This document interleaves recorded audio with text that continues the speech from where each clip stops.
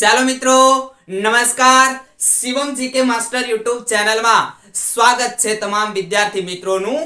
આજે જોઈશું આપણે વન રક્ષક મોડેલ પેપર 50 કે જેનું સ્પેશિયલ સોલ્યુશન.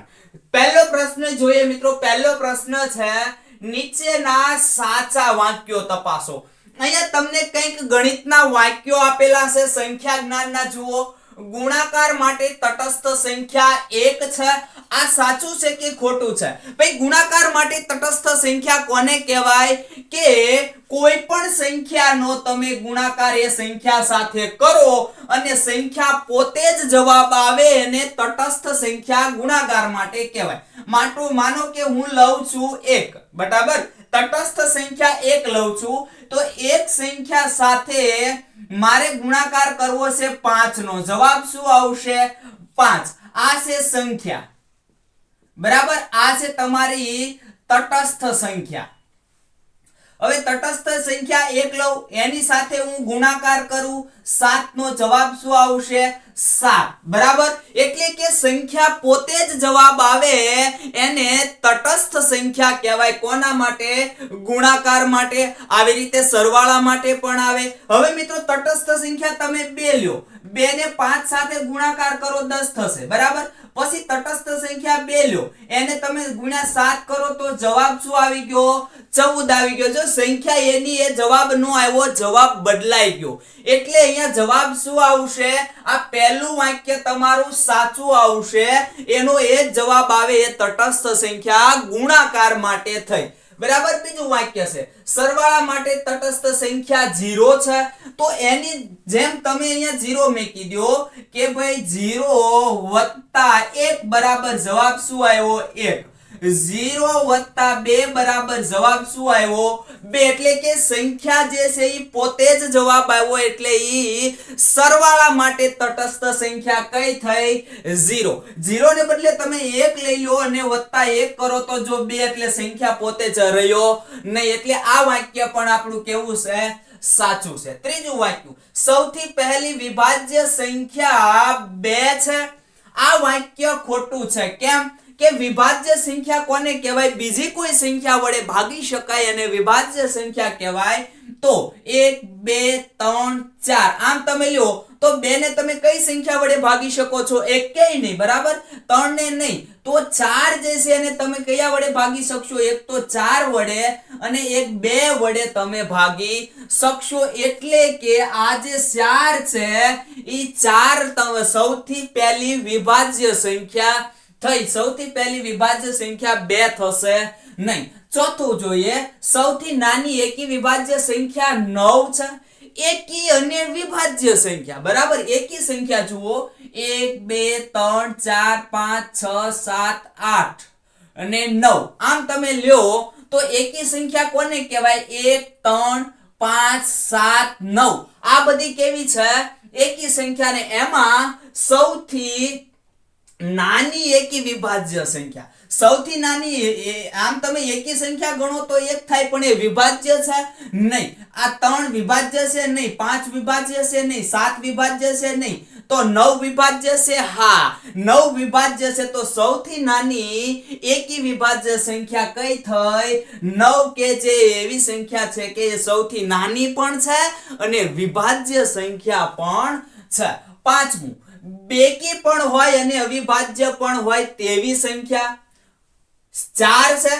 વિચારો, અહીંયા આપણે હમણાં જ જોયું. જો અહીંયા બેકી પણ હોય અને અવિભાજ્ય પણ હોય તેવી સંખ્યા 4 છે. ના, તો વિભાજ્ય સંખ્યા છે. આપણે જોયું એના, જો અહીંયા અવયવ આપણે લખ્યા છે તો એને 4 વડે, 2 વડે અને 1 વડે એને ભાગી શકાય છે. તો એ વિભાજ્ય થઈ. અહીંયા તો આપણને અવિભાજ્ય કીધી છે. તો જુઓ, બેકી તો અહીંયા 2, 4 બરાબર 6, 8.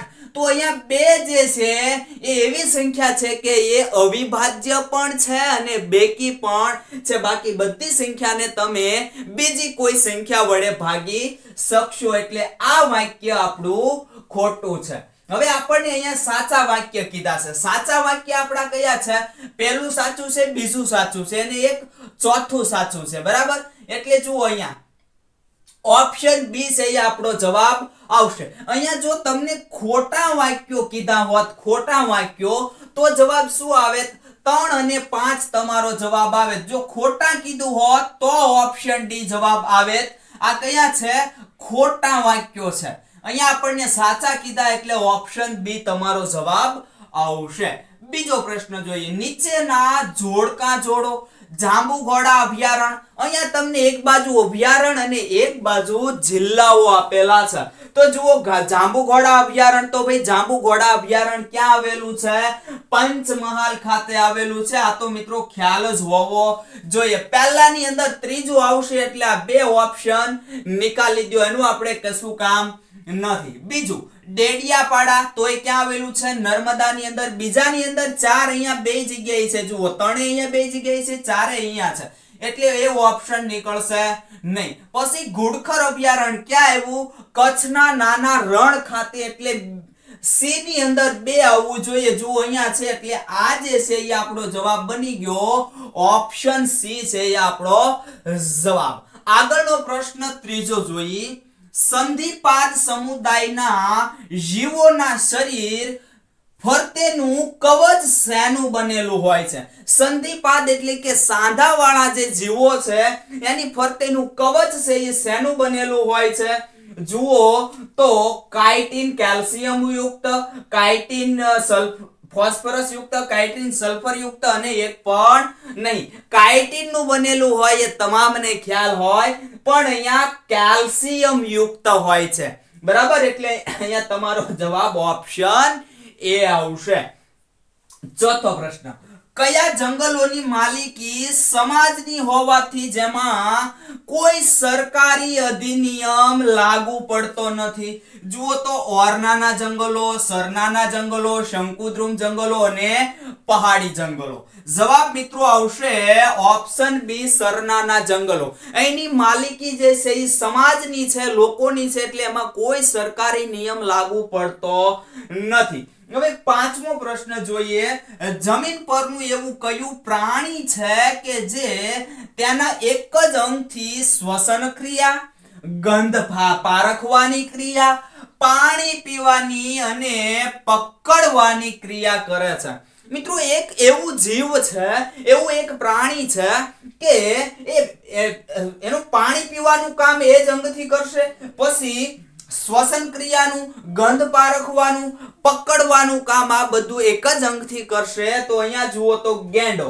તો ગેંડો જે છે ભાઈ એ મોઢાથી ખાશે અને શ્વસન શેનાથી કરશે? નાક દ્વારા.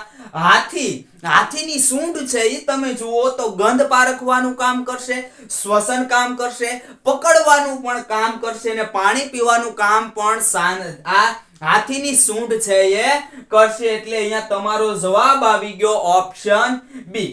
બાકી તમે વાંદરા જુઓ, સિંહ જુઓ તો એને બધા અંગો અલગ અલગ આપણને જોવા મળે છે. આગળનો પ્રશ્ન 6. નીચેમાંથી કયા કલરનું ખાતર ઉત્તમ પ્રકારનું મનાય છે? ગ્રે કલરનું, ભૂખરા કલરનું, કાળા કલરનું કે સફેદ કલરનું? અહીંયા મિત્રો જુઓ તો તમને જવાબ દેવાનું મન થશે ગ્રે કલરનું અને કા ભૂખરા કલરનું. બીજો એકે જવાબ દેવાનું મન થાય નહીં અને કા સફેદ કલરનું જવાબ દેવાનો મન થાય. તો હવે તમને જવાબ મળી જવો જોઈએ કે કાળા કલરનું જે ખાતર હોય એ સર્વશ્રેષ્ઠ પરિપક્વ ખાતર હોય છે. તમે જુઓ છાણિયું ખાતર પરિપક્વ કેવું હોય? કાળા કલરનું બની જતું હોય છે. ધ્યાન આપજો મિત્રો. જો તમે આજે આપણે મોડેલ પેપર લઈએ છીએ એ તમે ટેસ્ટ સ્વરૂપે દેવા ઈચ્છતા હો, તમારે આની ટેસ્ટ દેવી હોય તો શનિ રવિમાં આપણે ટેસ્ટ લઈએ છીએ અને સોમવારે આનું આપણે તમને વિડીયોનું સોલ્યુશન આપીએ છીએ અને એની પીડીએફ બનાવીને રિઝલ્ટ પણ આપણા ગ્રુપની અંદર આપીએ છીએ. આપણું એક ગ્રુપ છે 97 37 91 18 90. અક્ષર સામે નહીં જોતા પણ 97 37 91 18 90 નંબર પર હાય લખીને મોકલજો.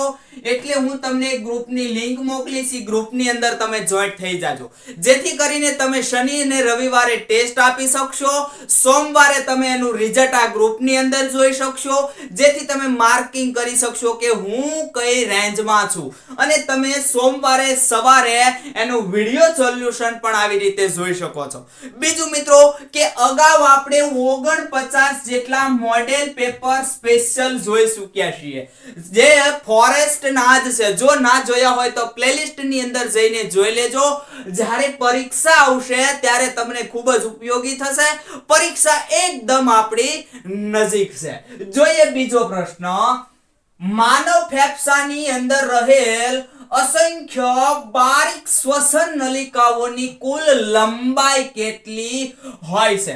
માનવની અંદર ફેફસા હોય, ફેફસાની અંદર નાની એક રગુ હોય, આપણે દેશી ભાષામાં કહીએ તો, અને વિજ્ઞાનની ભાષામાં કહીએ તો બારીક શ્વસન નલિકાઓ જેને કહેવાય. તો એ શ્વસન નલિકાઓ જે છે કે જે કાર્બન ડાયોક્સાઇડ બહાર કાઢે અને ઓક્સિજનનું શોષણ કરશે, અંદર ઓક્સિજનને લેશે અને લોહી શુદ્ધ કરશે. તો એ નલિકાઓ જે છે એની અંદાજિત એની લંબાઈ તમે ગણો તો કેટલી થાય? 2400 કિલોમીટર કે 24 મીટર, 24,000 કિલોમીટર, 240 કિલોમીટર.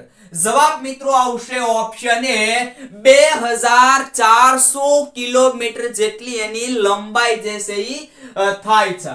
8મો પ્રશ્ન. ઈસબગુલ નામની વનસ્પતિ વિશે સાચા વાક્યો તપાસો. જો પહેલું વાક્ય છે, સૌથી વધુ ઈસબગુલ મહેસાણા જિલ્લામાં ડીસા ખાતે થાય છે. મહેસાણા જિલ્લામાં થાય છે, પણ ડીસા ખાતે નહીં. ક્યાં થાય? ઊંઝા ખાતે સૌથી વધુ મહેસાણા જિલ્લાની અંદર થાય. એટલે પહેલું વાક્ય આપણું ખોટું પડી ગયું. બીજું વાક્ય જોઈએ. ઈસબગુલના ઉત્પાદન માટે ઊંઝા તાલુકો પ્રખ્યાત છે. હા, આપણે અહીંયા જ જોઈ લીધું. ત્રીજું, ઈસબગુલ તેના બીજ અને ભૂસા માટે વિશ્વવિખ્યાત છે. આ પણ સાચું છે. ઈસબગુલ તેલમાં કોલેસ્ટ્રોલ ઓછા કરવાનો ગુણધર્મ હોય છે. તો આ પણ સાચું છે. ઈસબગુલ જે છે એનું જે તેલ હોય એમાં કોલેસ્ટ્રોલ ઓછા કરવાનો ગુણધર્મ હોય છે. 5મું છે, ઈસબગુલ બીજ અને ભૂસાનો કબજિયાત, પેટના વિકારો ઔષધીય રીતે ઉપયોગી છે. પેટના વિકારોમાં ઔષધીય રીતે ઉપયોગી છે. તો આ વાક્ય પણ કેવું છે? આપણું સાચું છે. ઈસબગુલનું ભૂસું જે છે, ઈસબગુલનું ભૂસું, આ બીજ અને એનું ભૂસું જે છે એ આપણને ક્યાં કે પેટના વિકારો અને કબજિયાત છે એની અંદર ખૂબ જ ઉપયોગી છે. અહીંયા આપણને સાચા વાક્યો તપાસવાના કીધા, એટલે આપણું 2, 3, 4 અને 5 વાક્ય સાચા આવશે. એટલે ઓપ્શન બી જવાબ આવશે. જો તમને ખોટા વાક્યો તપાસવાના કીધા હોત તો તમારો જવાબ શું આવે? એક માત્ર અથવા તો માત્ર એક. આગળનો પ્રશ્ન 9. વિશ્વ શબ્દનો સાચો ધ્વનિ વિગ્રહ શોધો. શબ્દ કયો છે આપણો? વિશ્વ. આનો ધ્વનિ વિગ્રહ શોધવાનો છે વિશ્વનો. બરાબર. તો પહેલા તો અહીંયા રસ્વઈ દીર્ઘઈ મિત્રો ખાસ ધ્વનિ વિગ્રહમાં જોવું પડે. બરાબર. વ અહીંયા ધ્યાન કરો તો વ કોળો તો આવશે જ. પછી વી છે એટલે ઈ કયો કરવો? નાનો કે મોટો? તો અહીંયા રસ્વઈ છે કે દીર્ઘઈ? રસ્વઈ છે એટલે હંમેશા નાનો ઈ આવશે, મોટો ઈ આવશે નહીં. પ્લસ આ શ્વ શેનો બનેલો છે? તો એ શ અને વ થી જોડાયેલો શબ્દ છે શ્વ. બરાબર. શું વંશાય? શ્વ એટલે કે શ કોળો વત્તા પછી અ લગાડું નહીં, કારણ કે એની પાછળ કોઈ સ્વર જોડાયેલો નથી, માત્ર વ્યંજન જ છે. બરાબર. પછી વ કોળો વત્તા અ. આવી રીતે કઈ આપણો ધ્વનિ વિગ્રહાનો હશે. જુઓ તો અહીંયા જુઓ તો અહીંયા સસલાનો સ આપેલો છે, નહીં આવે. બરાબર. ત્યારબાદ જુઓ તો અહીંયા નાનો ઈ આપેલો છે, બી નહીં આવે. બરાબર. જુઓ નાનો ઈ. અહીંયા શું આવશે? મોટો ઈ આવશે. બરાબર. એટલે ઓપ્શન સી તમારો જવાબ આવશે. અહીંયા સ અને શ બંને આપેલું છે એટલે નહીં આવે. આગળ જોઈએ 10મો પ્રશ્ન. ગાંઠ, ગુણાંક, ગોળાર્ધ, ગ્રહ, ગ્રંથ આ શબ્દકોશને શબ્દકોશના ક્રમ મુજબ ગોઠવતા કયો શબ્દ પ્રથમ અને કયો શબ્દ સૌથી છેલ્લે આવશે? શબ્દો કયા છે આપણા? તો આ આપણા શબ્દો છે, ધ્યાન આપો. બરાબર, આ આપણા શબ્દો છે. ગાંઠ, ગુણાર્ક, ગુણાંક, બરાબર, પછી ગોળાર્ધ, ગ્રહ અને ગ્રંથ.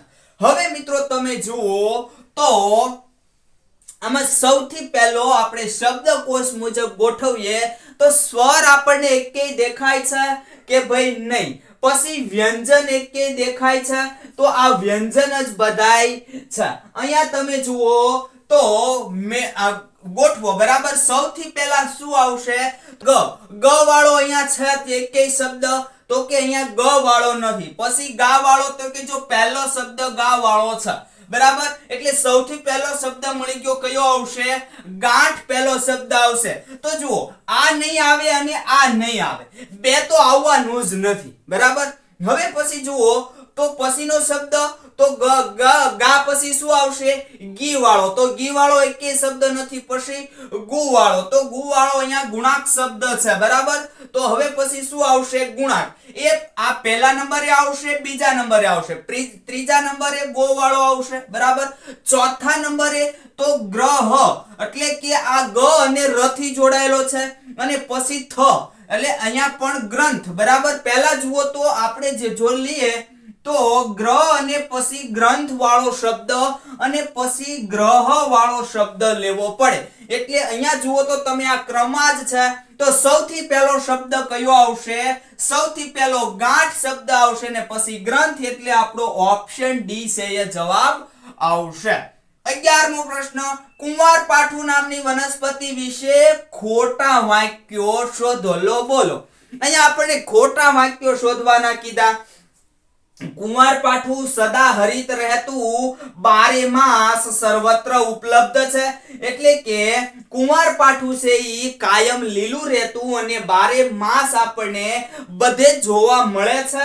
આ વાક્ય સાચું છે, બરાબર. ત્યારબાદ જુઓ, કુંવારપાઠુંના પાનના અંદરનું પોચો ગર્ભ આયુર્વેદિક ચિકિત્સા પદ્ધતિમાં ઉપયોગમાં લેવામાં આવે છે. તો આ પણ સાચું છે.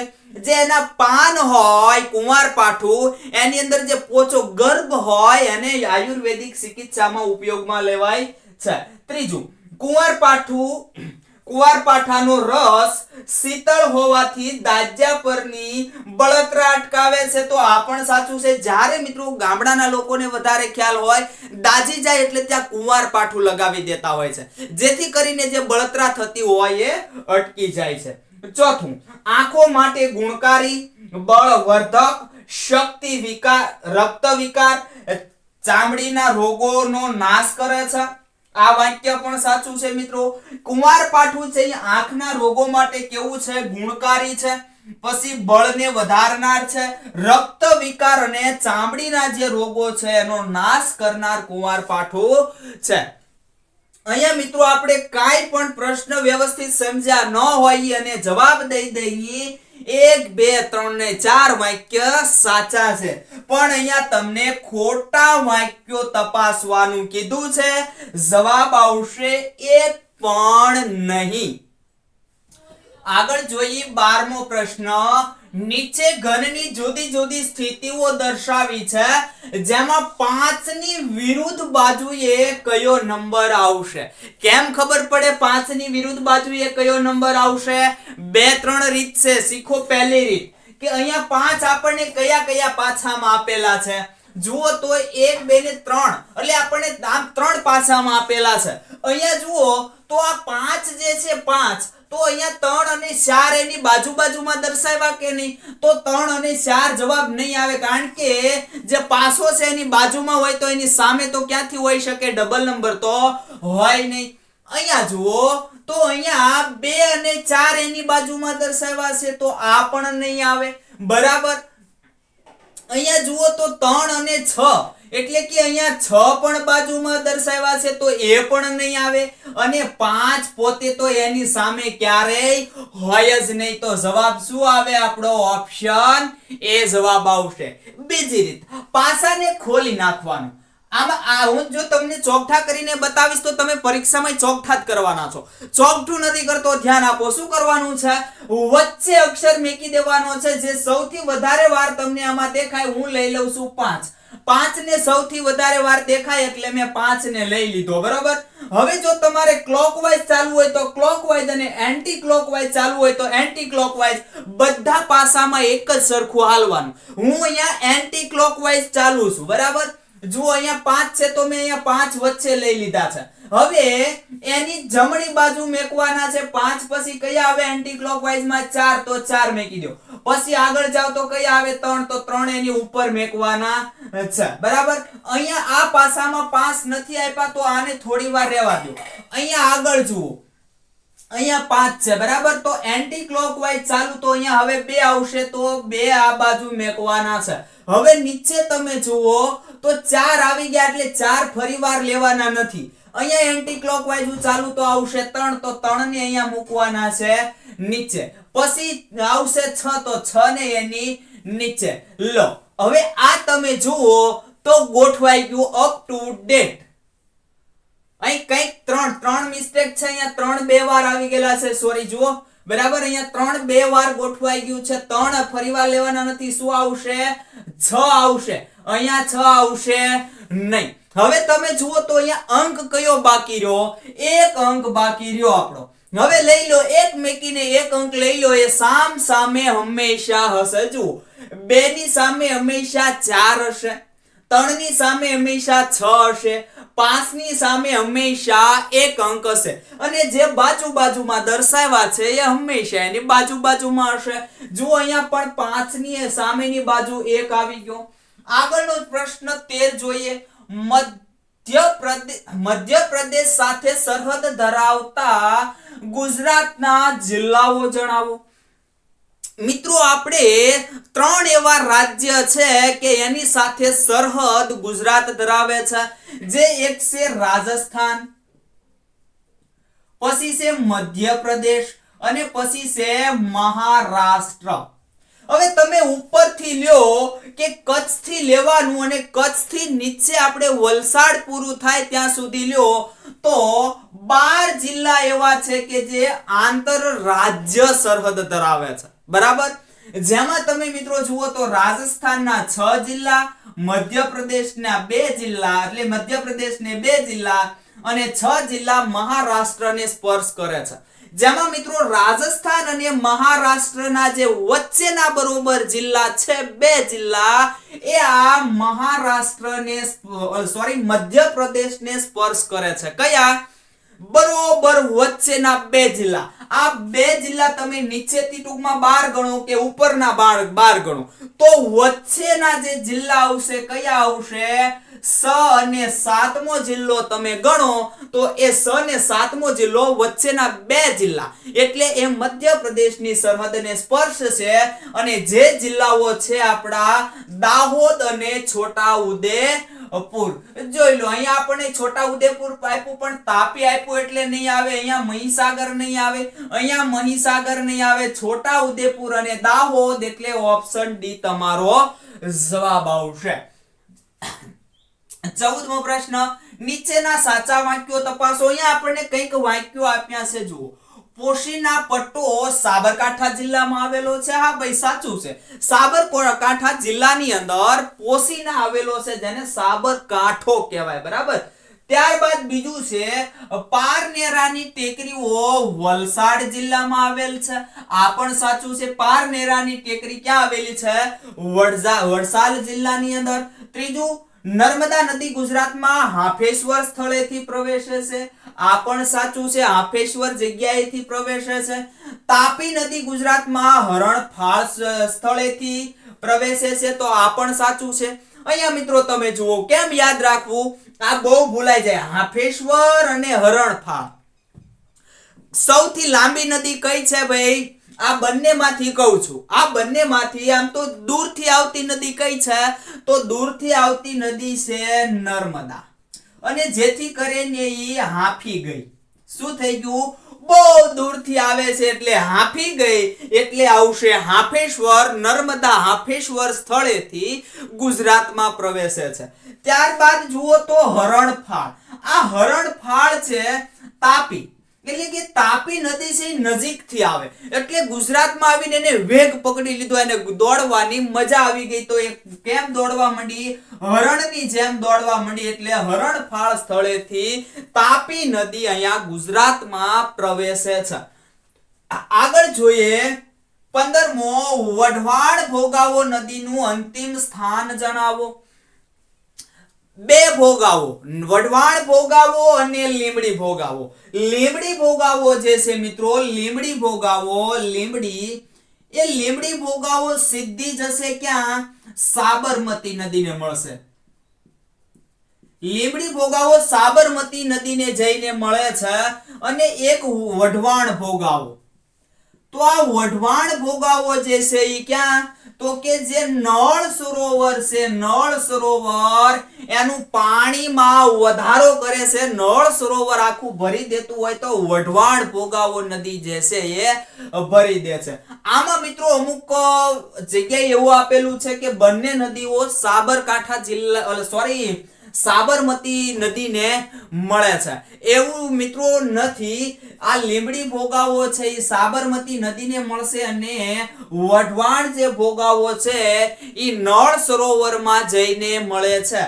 સહેજ આ સર્ચ કરીને તમે જોઈ લેજો. આગળનો પ્રશ્ન જોઈએ. પ્રશ્ન એટલે અહીંયા જવાબ દઈ દઉં તમને. ઓપ્શન ડી જવાબ છે. 16મો પ્રશ્ન, સિંહણ અને વાઘના સંકરણથી કઈ નવી પ્રજાતિ વિકસી છે?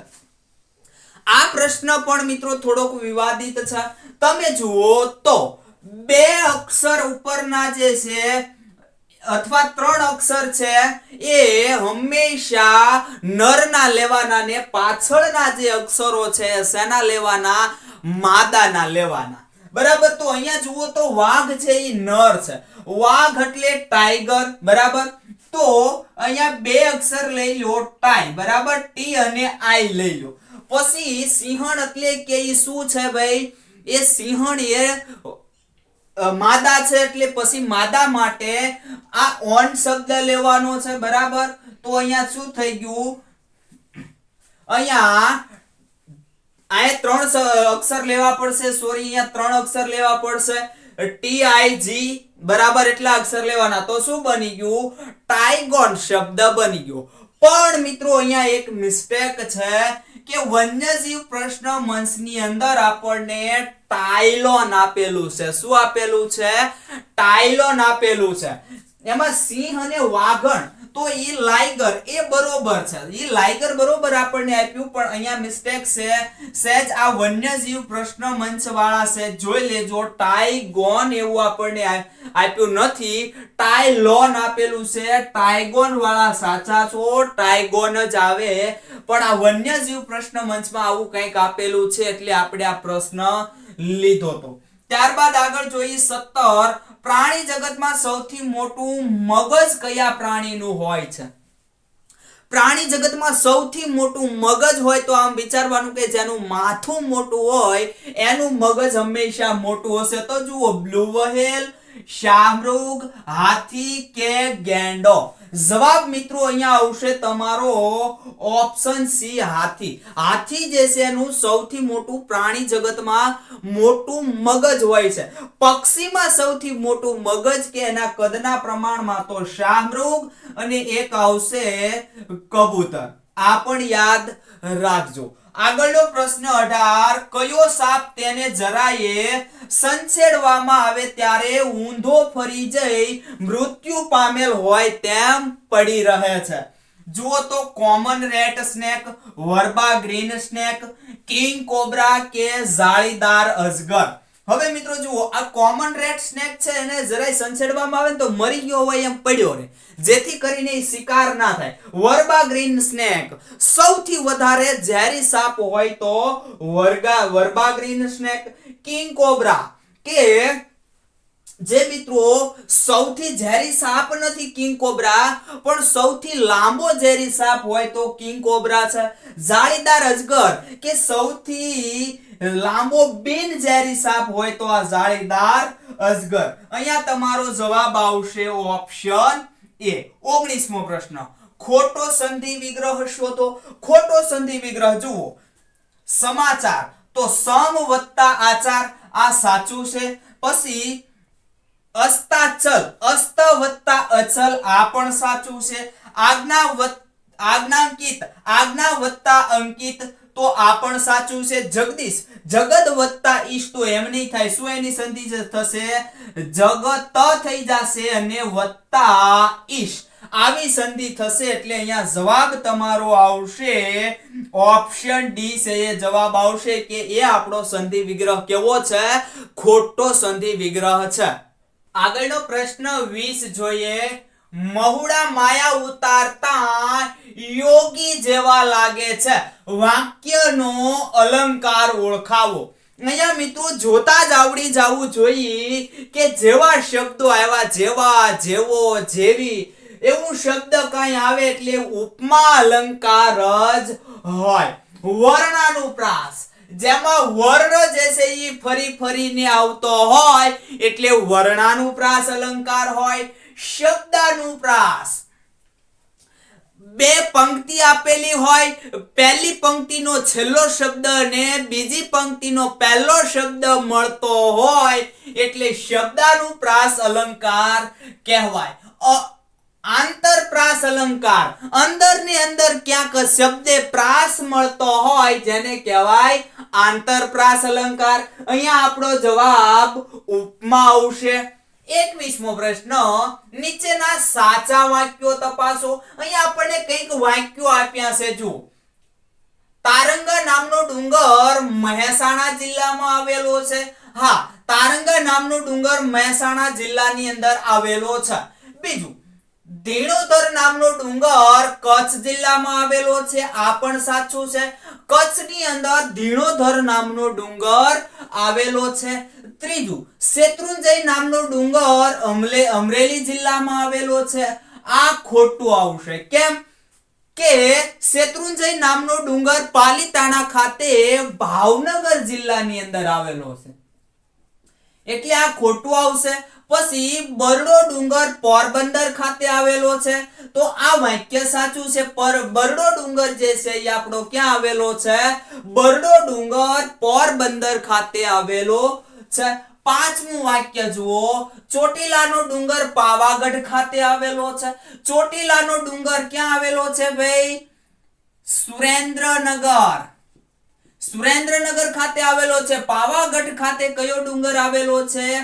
પાવાગઢનો ડુંગર આવેલો છે. બરાબર, અહીંયા પાવાગઢનો ડુંગર આવેલો છે. કયો?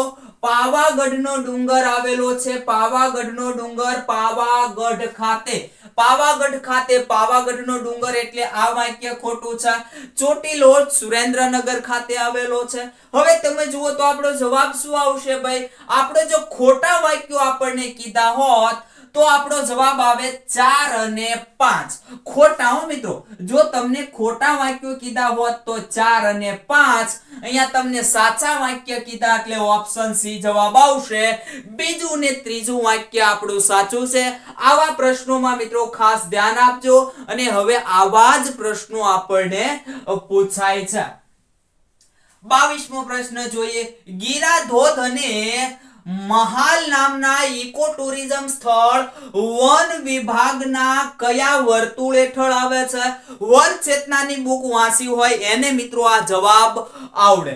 એની અંદર વર્તુળો આપણને વિગતવાર આપેલા છે. બરાબર, તો જુઓ, વલસાડ વર્તુળ, ડાંગ ઉત્તર વન વિભાગ, તો એની અંદર મિત્રો આવશે કયા? તો ગીરા ધોધ અને મહાલ નામના સ્થળો આવશે કયા? તો એ ઉત્તર વન વિભાગની અંદર આવશે. દક્ષિણ વન વિભાગ, દક્ષિણ વન વિભાગની અંદર આવશે એક તો દાબખલ, બરાબર, દાબખલ આવશે. પછી આવશે દેવીના માળ કરીને આવશે. દેવીના માળ આવશે, બરાબર. પછી કિલાદ આવશે, પછી સાતપુડા આવશે. જે સાતપુડા પર્વતમાળા આવેલી છે એ સાતપુડા એટલે કે સાપુતારા, સાતપુડા નહીં પણ સાપુતારા, સાતપુડાની સાપુતારા.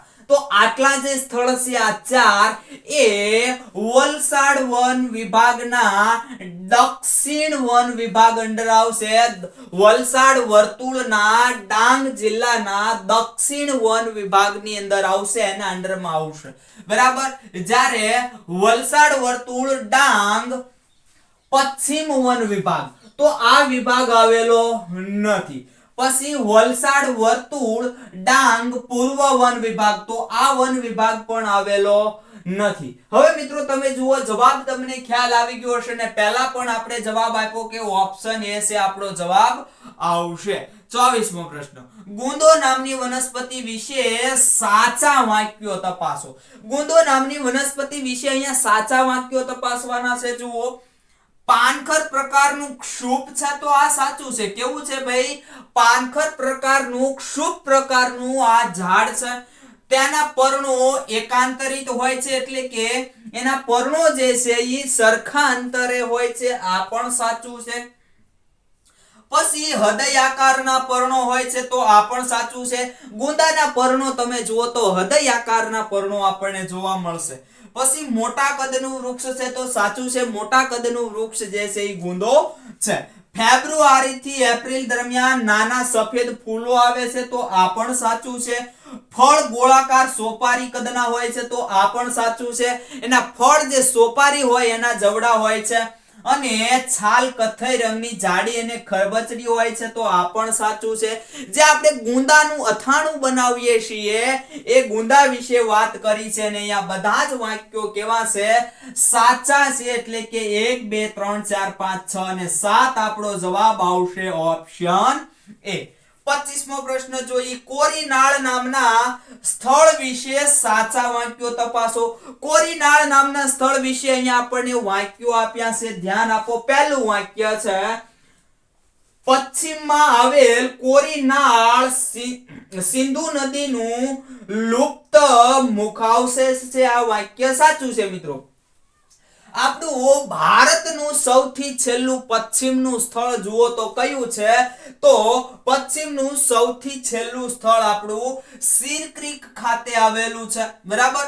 અને એમાં આ કોરીનાળ જે છે એ કોરીનાળ સિંધુ નદીનો એક ફાટો છે, બરાબર. સિંધુ નદીનો ફાટો પાકિસ્તાનમાં થઈ અને કચ્છની અંદર આ કોરીનાળ ખાતે આવતો હતો, જે અત્યારે લુપ્ત થઈ ગયેલો છે. અને મિત્રો એની આડો અલ્લાહ બંધ છે, એ બંધાઈ ગયેલો છે, બરાબર. આ એના વિશે વાત છે અહીંયા. પછી જુઓ, નજીકમાં જ સીર ક્રીકની ખાડી આવેલ છે. આ સિંધુ નદીનો કોરીનાળનો જે સ્થળ છે કોરીનાળ, એની નજીકમાં જ સીલ ક્રીકની ખાડી આવેલી છે, સીલ ક્રીક અથવા તો સીર ક્રીક. અને મિત્રો જ્યાં સૌથી છેલ્લે આપણે શું થાય છે?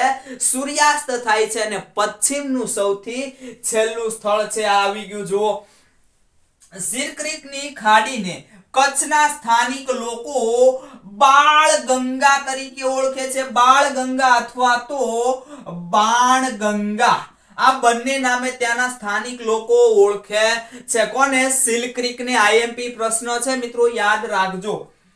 ચોથું, જે હંમેશા ભારત પાકિસ્તાન વચ્ચે વિવાદનું કારણ છે. આપણે તમને અગાઉ જ કહી દીધું કે આ ભારત અને પાકિસ્તાન વચ્ચે વિવાદનું કારણ છે છેલ્લું સ્થળ આપણું પશ્ચિમનું છેલ્લું સ્થળ, ગુજરાતનું કયો કે ભારતનું કયો, અને હંમેશા ભારત પાકિસ્તાનનું વિવાદિત સ્થળ રહ્યું છે. એટલે અહીંયા બધા જ વાક્યો સાચા છે, એટલે જવાબ આપણો આવશે ઓપ્શન એ. 1 2 3 અને 4 વાક્ય કેવા છે? સાચા. આગળનો પ્રશ્ન 26, 15 ફૂટ જેટલો ઊંચો કૂદકો તેમજ પાછળની દિશામાં પણ કૂદકો મારી શકતું પ્રાણી કયું છે? 15 ફૂટ જેટલો કૂદકો મારી શકે અને પાછળની દિશામાં પણ કૂદકો મારી શકે.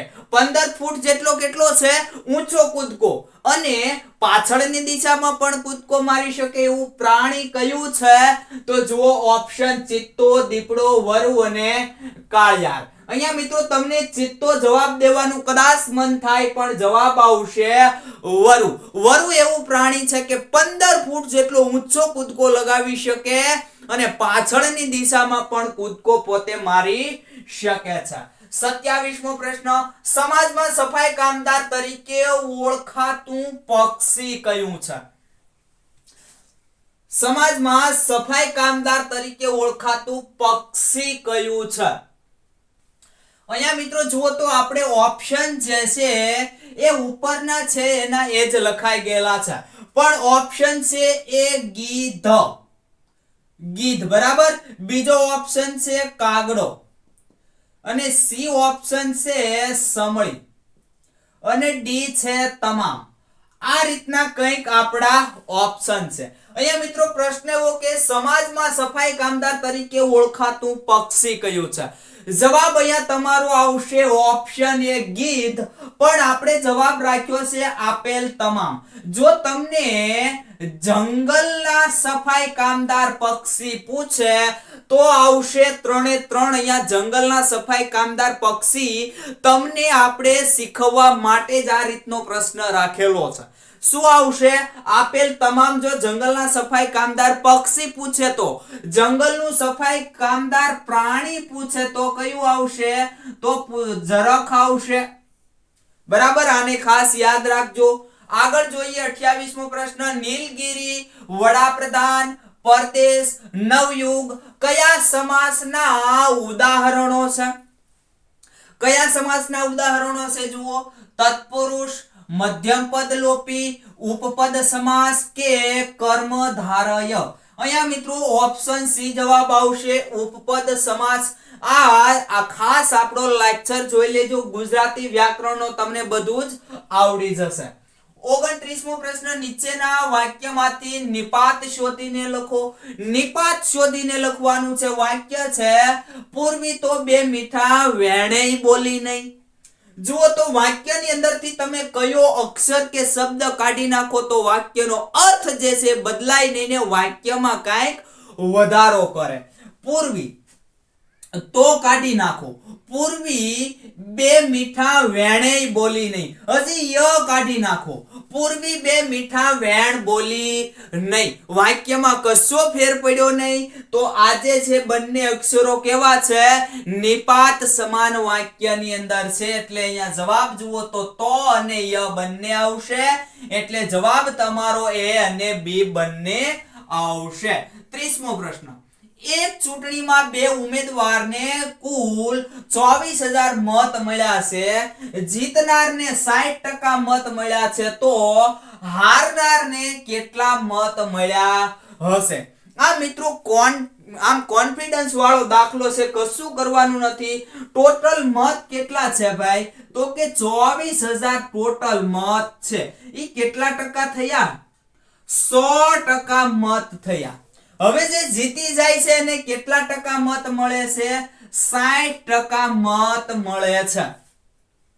આવી રીતે તમે દાખલો ગણી શકો. પછી તમારે 100% માંથી આ જે મળે એ બાદ કરવા પડે તો તમને 40% મળે બરાબર. આ તમને 60% મળે. 60% માંથી તમે 100% માંથી 60% બાદ કરો તો તમને મળે. બીજું આપણે ડાયરેક્ટ ગણવાનો છે. જુઓ, 24,000 એ 100% તો 40% બરાબર કેટલા? અહીંયા મિત્રો આપણને ટકાવારી આપી છે, અહીંયા આપણને સંખ્યાની અંદર જવાબ માંગ્યો છે. હવે આનો શું કરવાનો છે? ચોકડી ગુણાકાર કરવાનો છે. 24,000 ગુણ્યા 40 છેદમાં 100. અને હવે આ 100 છે ક્યાં જશે? છેદની અંદર જશે બરાબર. હવે છેદ ઉડાડી દો, કશું કરવાનું નથી. અહીંથી ને અહીંથી આ મીંડા ગયા.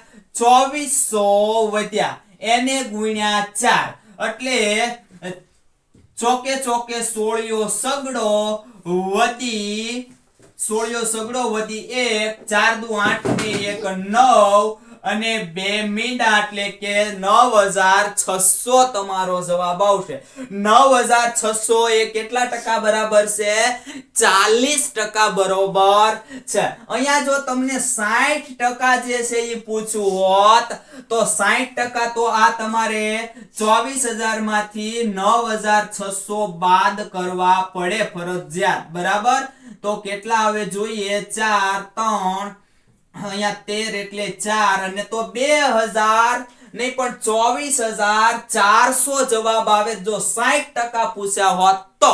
બરાબર, મીન્સ કે આટલા તમને ટકાવારીને બદલે સંખ્યા પૂછ્યા હોત તો અહીંયા તમને સંખ્યા 40% ની પૂછી છે એટલે જવાબ તમારો આવશે ઓપ્શન બી 9600. અહીંયા હજી પણ મિસ્ટેક છે. કેટલા આવશે? 1 એટલે કે 14400 આવશે. જુઓ અહીંયા 14400 તમને પહેલો જ ઓપ્શન આપ્યો છે 14400 પણ એ 60% બરાબર છે. આપણને અહીંયા 40% બરોબર પૂછેલું છે. 31મો પ્રશ્ન, નીચેનું જોડકું જોડો. કચ્છ, તો કચ્છનું ભાઈ મુખ્ય મથક પૂછ્યું છે, કયું આવશે? ભુજ.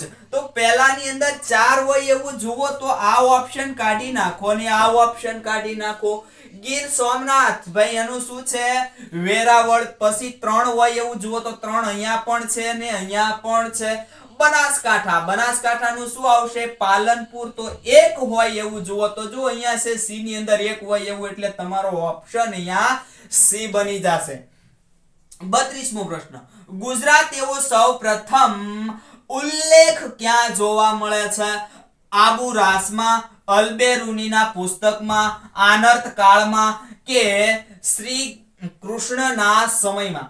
ગુજરાત એવો આપણને જો સૌ પ્રથમ ઉલ્લેખ જોવા મળતો હોય તો આબુ રાસની અંદર ઉલ્લેખ જોવા મળે છે. અલ્બેરુની જ્યારે ગુજરાત આવ્યા ત્યારે એને તેવો પર્યાય લગાડ્યો આનર્ત. તો જ્યારે આ આનર્ત જે છે એ પ્રદેશ છે કે જે આ તળ ગુજરાત અને દક્ષિણ ગુજરાતને આનર્ત તરીકે ઓળખવામાં આવતું હતું. કુંસસ્થળી, શ્રી કૃષ્ણએ દ્વારકા જે વસાવ્યું એનું જૂનું નામ શું છે? કુંસસ્થળી જૂનું નામ છે. આ યાદ રાખજો. 33મો પ્રશ્ન, 30 છોકરીઓની સરેરાશ ઉંમર 150 સેમી છે. બરાબર, સરેરાશ ઉંમર 150 વર્ષ અહીંયા આવવું જોઈએ. 150 વર્ષ છે. બરાબર, કારણ કે છોકરીઓની સરેરાશ ઉંમર અથવા તો અહીંયા આપણને શું આપવું જોઈએ? ઉંમરને બદલે અહીંયા આપણને એની ઊંચાઈ આપવું જોઈએ. બરાબર, આમાં કશું ગભરાવા જેવું છે નહીં. ઊંચાઈ કેટલી છે અથવા આની ઉંમર કેટલી છે? ભાઈ 150 વર્ષ છે. પાછળથી ખબર પડી કે એક છોકરીની ઉંમર, અહીંયા આપણને ઉંમર જ કીધું છે તો ઉંમર સંબંધી અહીંયા આપણે શું લઈ લઈએ છીએ? વર્ષ લઈ લઈએ છીએ. બરાબર, દાખલાની અંદર છે જોઈ લેજો. 165 સેમી છે જે ખોટી રીતે 135 સેમી ગણાયેલ છે. અહીંયા શું છે? એની ઊંચાઈના સંદર્ભમાં આપણે કીધું છે. ઊંચાઈ ગણો કે ઉંમર ગણો, કશો દાખલામાં ફરક પડશે નહીં. હવે મિત્રો ઉપર દાખલો ગણી દઉં છું, ધ્યાન આપો. છોકરીઓની સંખ્યા કેટલી છે? 30. હવે એની સરેરાશ ઉંમર ગણો કે એની ઊંચાઈ ગણો અત્યારે કેટલી છે? 150 સરેરાશ કરી નાખી તો છે. 135 આપણે લેવાઈ ગયેલી છે. અહીંયા હતી કેટલી? 165 વર્ષ એની હતી અને 135 વર્ષ આપણે અહીંયા લેવાણેલી છે. ખાસ ધ્યાન આપજો શબ્દોની અંદર. અહીંયા મિત્રો એ જ મહત્વનું છે આ જે વાક્યને સમજવું. લીધી કેટલી આપણે? 165 સેમી લીધી. બરાબર, હતી કેટલી? 135 સેમી જતી એટલે કે આપણે 30 સેમી અથવા 30 વર્ષ કેટલું લેવાઈ ગયેલી છે?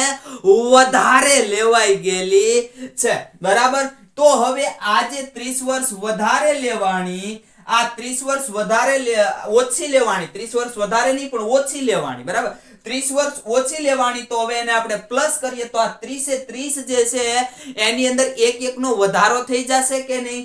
એટલે કે આ 151 થઈ જશે કે નહીં? 150 છે એને બદલે 151 હવે સરેરાશ આની થઈ જશે. આ દાખલામાં મિત્રો ખાસ ધ્યાન આપજો, જો તમે સહેજ વાંચવામાં મિસ્ટેક કરશો એટલે દાખલો ખોટો પડી જશે. આગળનો પ્રશ્ન જોઈએ 34. રીઝનિંગ નો આ સરસ મજાનો પ્રશ્ન છે, ધ્યાન આપો. લાલ બાલ પાલનો અર્થ સુપુડુ, ગાલ બાલ કાલનો અર્થ સુઉજુ, પાલ ફાલ વાલનો અર્થ મુતુ પુ થાય તો લાલનો કોડ શોધો. લાલનો કોડ શોધવાનો છે. કઈ રીતે શોધી શકાય મિત્રો? શું કરવાનું? કશું કરવાનું નહીં. આપણને લાલનો કોડ શોધવાનો કીધો તો લાલ ઉપર વયા જાવ. લાલ શબ્દ ક્યાં છે? પહેલા તો અહીંયા લાલ શબ્દ છે, બરાબર? અહીંયા લાલ શબ્દ છે તો આપણે એની સામે એનો અર્થ જે આપેલો છે ત્યાં જતું રહેવાનું છે. અર્થની અંદર પહેલી લીટી જુઓ અને બીજી લીટી સરખાવાની. જે કાંઈ સરખા શબ્દો છે એને કાઢી નાખો. જો અહીંયા શું કાઢી નાખું છું, અહીંયા શું કાઢી નાખું છું. હવે સરખો એકેય શબ્દ નથી, બરાબર? અહીંયા સરખા શબ્દો કયા છે? બાલ અને બાલ. તો અહીંયા પણ આ શબ્દ સામ સામે ટૂંકમાં અક્ષર કે શબ્દ કાઢી નાખવાના છે. હવે ત્યાર પછીની લીટી ચેક કરો તો કે ભાઈ પુ, તો અહીંયા પુ છે, જો આ પુ કાઢી નાખો અને આ પુ કાઢી નાખો. હવે અહીંયા એ પાલ આપેલું છે, આ પાલ કાઢી નાખો ને અહીંયા પાલ કાઢી નાખો. હવે આપણને શું પૂછ્યું છે? લાલનો કોડ શું થાય? જો અહીંયા જે બાકી રહ્યો એ આપણો લાલનો કોડ થશે. જો અહીંયા ઓપ્શન સી આપણો જવાબ આવી ગયો છે ને, એકદમ ઈઝી મિત્રો. આવા દાખલામાં કશું હોય નહીં. આગળનો દાખલો 35. બે માણસો 3 દિવસ 4 કલાક સુધી કામ કરે છે તો 5 રમકડા બને છે. તો 3 માણસો 4 કલાક સુધી રોજના 6 દિવસ, અહીંયા 4 કલાક નહીં પણ 4 દિવસ આવશે. 4 દિવસ સુધી રોજના 6 કલાક કામ કરે તો કેટલા રમકડા બનશે? ધ્યાન આપો મિત્રો. શું કરવાનું છે? કશું કરવાનું નથી. જો આ રીતે કરવાનું છે. સૌથી પહેલા માણસો એની સંખ્યા, બરાબર? પછી દિવસો, પછી કલાક અને બરાબર કામ. આ રીતે ખાલી આ સૂત્રની અંદર રકમ મેકી દો, જવાબ આવી જાય એમ નામ. ચોકડી ગુણાકાર કરી નાખવાનો, બીજું કઈ નહીં. જુઓ, 2 માણસોની નીચે માણસો મેકો. દિવસ તો કે 3 દિવસ, કલાક તો 4 કલાક. કામ કેટલા કરે છે ભાઈ? તો કામ 5 રમકડા. કામ એટલે રમકડા એટલે એનું કામ થયું, એટલે 5 રમકડા બની શકે છે એનાથી, બરાબર? હવે 3 માણસો, બરાબર? 3 માણસો 4 દિવસ સુધી રોજ 6 કલાક કામ કેટલું કરે છે? 6 કલાક. તો હવે એ કામ છે એ કેટલું કરશે? આ પૂછ્યું છે, કશું કરવા નથી. ચોકડી ગુણાકાર કરી નાખો. આ ક્વેશ્ચન માર્ક ને સૂત્રનું કરતા અહીંયા બનાવી દઉં છું, બરાબર? તો અહીંયા 5 તો છે જ, એને ગુણ્યા 3 ગુણ્યા 4 ગુણ્યા 6 છેદમાં 2 ગુણ્યા 3 ગુણ્યા 4. આ 3 4 અને અહીંથી ઉડાડો હજી એટલે અહીંયા 3 5 તેરીને 15. શું આવશે? રમકડા. 15 રમકડા બનાવી શકશે. જુઓ અહીંયા ઓપ્શન બી જવાબ આવી ગયો. આવા જ દાખલા મિત્રો પૂછાય ને તોય આપણે દાખલા ખોટા પાડીને આવીએ છીએ અથવા છોડીને આવીએ છીએ. 36મો દાખલો, 36મો પ્રશ્ન. નીચેના સમાનાર્થી શબ્દોનું ખોટું જોડકું શોધો. ખોટું જોડકું જુઓ, પર્વત, પહાડ, ગીરી, ડુંગર. આ બધા એકાબીજાના સમાનાર્થી છે મિત્રો. હકીકતે ગીરી છે ને, એ ગીરી આવી રીતે લખાય. એટલે આ જો તમે શબ્દની દ્રષ્ટિએ જોવા જાઓ તો એ ખોટું જ છે, બરાબર? જે જોડણીની દ્રષ્ટિએ જોવા જઈએ તો એ ખોટું છે, પણ અહીંયા આપણે ગીરી સાચું લીધું છે. શું કામ? કે અહીંયા આપણે એના સમાનાર્થી શબ્દો પૂછેલા છે, બરાબર? પછી જુઓ, જંગલના સમાનાર્થી તો વન, વગડો, અરણ્ય એ પણ એના સમાનાર્થી છે. વરસાદ તો વૃષ્ટિ, મેઘ, મેહ અને મેહુલો સમાનાર્થી છે. પક્ષી એના પંખી, વિહંગ, પશુ. આ પશુ એનું સમાનાર્થી નથી, એનું વિરુદ્ધાર્થી થઈ ગયું. બાકી ખેચર એનો સમાનાર્થી છે, એટલે અહીંયા ઓપ્શન ડી તમારો જવાબ આવશે. 37મો પ્રશ્ન, વિરુદ્ધાર્થી શબ્દનું ખોટું જોડકું શોધો. જુઓ, સ્વર્ગ, નરક આ એકાબીજાના વિરુદ્ધાર્થી છે. ડરપોક, બહાદુર, બરાબર, આ શું છે? આ સમાનાર્થી છે.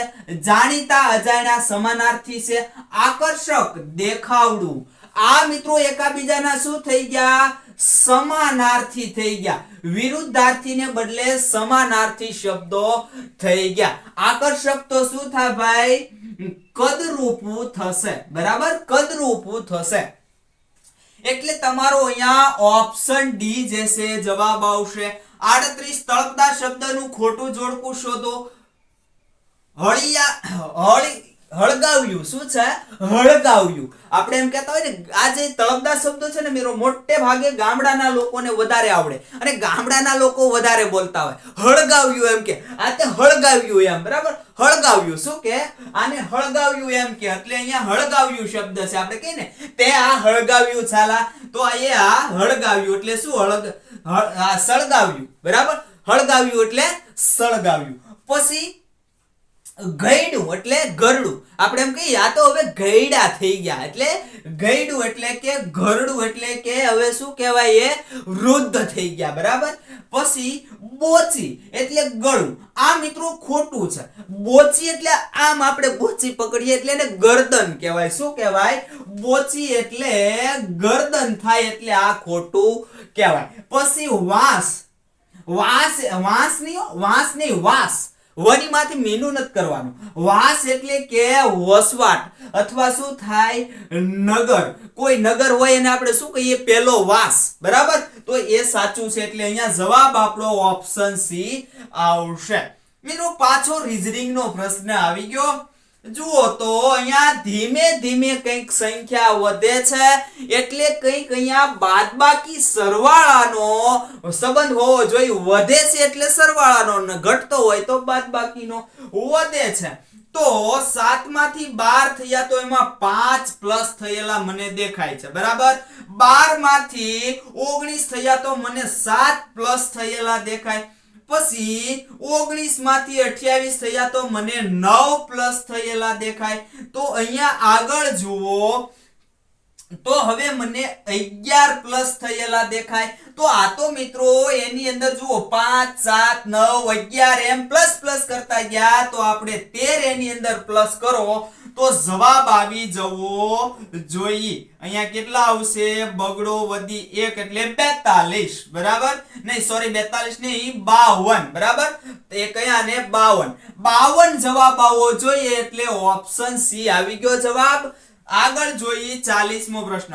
ભારતના સ્વતંત્રતા સંગ્રામમાં 26 જાન્યુઆરી 2030 ના દિવસની ઇન્ડિયન નેશનલ કોંગ્રેસ દ્વારા દેશભરમાં કયા દિવસની ઉજવણી કરવામાં આવી? ઇન્ડિયન નેશનલ કોંગ્રેસ છે જે 26 જાન્યુઆરી છે, એની દેશભરમાં કયા દિવસ તરીકે ઉજવણી કરી? તો એ સમયે ઉજવણી કયા દિવસની કરી હતી? સ્વદેશી જાગરણ દિન એટલે કે સ્વદેશી અભિયાન દિવસ, સ્વતંત્રતા દિવસ એટલે કે પૂર્ણ સ્વરાજ દિવસ, દાંડી કૂચ સંકલ્પ દિવસ એટલે કે યાત્રા નિર્ધાર દિન, ભારત છોડો એલાન દિન એટલે કે ઇન્કલાબ દિન. અહીંયા મિત્રો જવાબ શું આવશે? ઓપ્શન બી આવશે. અને 1930 આવ્યું એટલે આપણને 12 માર્ચ પણ યાદ આવવું જોઈએ. 12 માર્ચના રોજ શું કર્યું હતું? દાંડી કૂચની શરૂઆત કરી હતી ગાંધીજીએ, બરાબર. આટલું આજુબાજુનું પણ યાદ રાખવાનું. આગળનો પ્રશ્ન 41. જમણો તળપદા શબ્દનું શિષ્ટ રૂપ આપો. એટલે કે જમણો કોને કહેવામાં આવે છે? ધ્યાન આપો. જમાઈ, જમેલો, જમણવાર કે યમરાજ? જવાબ આવશે ઓપ્શન ડી, યમરાજ અથવા તો જમરાજ. એને આપણે શું કહેવામાં આવે છે? જમણા નામે ઓળખીએ છીએ. આગળ જોઈએ. સિદ્ધપુર ખાતે આવેલ રુદ્ર મહાલયનો નાશ સૌ પ્રથમ કોના દ્વારા કરાયો હતો? જો મોહમ્મદ બેગડો, અલાઉદ્દીન ખિલજી, મોહમ્મદ શાહ બીજો કે મોહમ્મદ ગઝનવી? જવાબ અહીંયા મિત્રો ઓપ્શન બી આવશે, અલાઉદ્દીન ખિલજી, કે જેણે સૌથી પહેલા રુદ્રમહાલય જે સિદ્ધપુર આવેલો છે એનો નાશ કરેલો. 43મો પ્રશ્ન, ગુજરાતમાં સૌથી વધુ મેંગ્રુવના જંગલો ક્યાં આવેલા છે? લ્યો હવે આમાં તો શું પ્રશ્ન કહેવાય, આવડતો જ હોય, કચ્છ ખાતે જ આવે, એમાં બીજું કઈ આવે નહીં. નીચેના જોડકા જોડો. ધોળાવીરા ક્યાં આવેલું છે? ધોળાવીરા તો કે ભાઈ ધોળાવીરા કચ્છ ખાતે આવેલું છે. પહેલાની અંદર બે હોય એવા ઓપ્શન રાખો, બાકીના ઓપ્શન કાઢી નાખો. જામનગર, બરાબર, જામનગર. તો જામનગર અહીંયા કઈક મિસ્ટેક છે, જામનગર, હા જામનગર, બરાબર. તો જામનગર છે, ત્યાં કયું આપણું સ્થળ આવેલું છે? પુરાતન સ્થળ આ લાખા બાવળા. આની અંદર કઈક મિસ્ટેક થઈ ગઈ છે. લાખા બાવળા અને જામનગર બંને આડાઅવળી લખાઈ ગયેલું છે. રોજડી ક્યાં છે? રાજકોટમાં. અને લોથલ ક્યાં છે? અમદાવાદની અંદર છે, બરાબર. સી ની અંદર 4 હોય એવો આપણો જવાબ, અને ડી ની અંદર 3, એટલે અહીંયા ઓપ્શન એ છે જવાબ આવશે. અહીંયા મિત્રો સહેજ મિસ્ટેક થઈ ગઈ છે. લાખા બાવળા જે છે એ જામનગરની જગ્યાએ આવશે ને જામનગર જે છે એ લાખા બાવળાની જગ્યાએ આવશે. આ સહેજ મિસ્ટેક સુધારી દેજો. 45મો પ્રશ્ન, ગુજરાતના કયા વિસ્તારને તાજેતરમાં ચિત્તાના સંવર્ધન કેન્દ્ર માટેની મંજૂરી મળી છે? મોસ્ટ આઈએમપી કે ચિત્તાના સંવર્ધન માટે યોગ્ય સ્થળ અહીંયા શોધી લેવામાં આવ્યું છે. કચ્છ રાપર વિસ્તાર, કચ્છ બન્ની વિસ્તાર, કચ્છ નારાયણ સરોવર વિસ્તાર, કે કચ્છનું નાનું રણ વિસ્તાર? જવાબ આવશે બન્ની વિસ્તાર. કચ્છનો જે બન્ની વિસ્તાર, બન્નીયા ઘાસ જે છે એ ચિત્તાના સંવર્ધન અને એના બચ્ચા ઉછેર માટે બેસ્ટમાં બેસ્ટ વિસ્તાર છે. આગળ જોઈએ 46. શબ્દ સમૂહ માટે એક શબ્દ આપો જેનો કોઈ છેડો કે અંત નથી તેવું. જેનો કોઈ છેડો ના હોય અને જેનો અંત ન હોય એને આપણે શું કહીએ? આ તો અનંત સુધી વિસ્તરેલું છે. જો જવાબ બોલી ગયો હું, જવાબ આવશે ઓપ્શન બી, અનંત. 47મો પ્રશ્ન, તાજેતરમાં મેઘાલયની કઈ હળદરને જીઆઈ ટેગ મળ્યો છે? જીઆઈ ટેગ મેઘાલયની લાકડોંગ, અલ્ફાસો, લુંગલાઈ કે લંગડા? આ લંગડા છે ઈ કેરી છે, અને ક્યાંની છે કેરી? ઉત્તર પ્રદેશ યુપી ની છે. પછી અલ્ફાસો જે કર્ણાટકની કેરી છે, બરાબર. લુંગલાઈ ફાયર સ્ટેશન છે, આ પણ યાદ રાખજો. અને આ જે છે ઈ શું છે? હળદર છે, અને જે ક્યાંની છે? આ હળદર મેઘાલયની છે, ને જેને જીઆઈ ટેગ તાજેતરમાં મળ્યો. ઓપ્શન એ અહીંયા આપણો જવાબ. 48મો પ્રશ્ન, શ્રી કૃષ્ણે કયા નગર ખાતે દ્વારાવતી એટલે કે દ્વારકા નગર વસાવ્યું હતું? કયા સ્થળે? જુઓ, દેવભૂમિ દ્વારકા, ગીર સોમનાથ, પોરબંદર કે કુંસસ્થળી? આ કુંસસ્થળી તો એનું શું હતું? એની રાજધાની હતી. પણ મિત્રો કઈ જગ્યાએ? તો આ દેવભૂમિ દ્વારકા ખાતે એને કયું નગર વસાવ્યું હતું? તો એને દ્વારાવતી નામે નગર વસાવ્યું હતું, ને કુંસસ્થળી એની રાજધાની હતી. આગળ 49મો પ્રશ્ન, ડુંગરદેવ નૃત્ય ક્યાંનું પ્રખ્યાત છે? ડુંગરદેવ નૃત્ય ક્યાંનું પ્રખ્યાત છે? ડાંગના આદિવાસીઓનું, જૂનાગઢના સિદ્દીઓનું, કોળી બહેનોનું, ઘરડા યુવાન અને વ્યક્તિઓનું? અહીંયા મિત્રો જવાબ તમારો ઓપ્શન એ આવશે, ડાંગના આદિવાસીઓનું આ ડુંગરદેવ નૃત્ય જે છે. જૂનાગઢના સિદ્દીઓનું શું આવશે? ધમાલ કરીને આવશે, ધમાલ, બરાબર.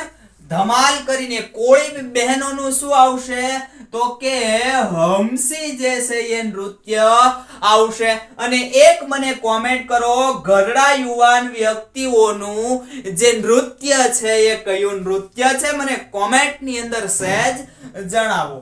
50મો પ્રશ્ન, કયો એકમાત્ર ગુજરાતી તહેવાર અંગ્રેજી માસ મુજબ આવે છે? એક જ એવો તહેવાર છે કે જે અંગ્રેજી માસ મુજબ આવે છે. કયો છે? હમણાં આવવાનો છે ને તમને પતંગ ચગાવવાની ખૂબ એટલે ખૂબ જ મજા આવશે એવો આપણો તહેવાર એટલે કે મકર સંક્રાંતિ. બાકીના બધા આપણા ગુજરાતી તહેવાર જુઓ તો ગુજરાતી કેલેન્ડર મુજબ આવતા તમને જોવા મળશે. તો મિત્રો આ સાથે આપણું વન રક્ષક મોડેલ પેપર 50 જે છે અહીંયા સંપૂર્ણ થાય છે. તો હવે મિત્રો મળીએ આપણે આગલા લેક્ચરમાં.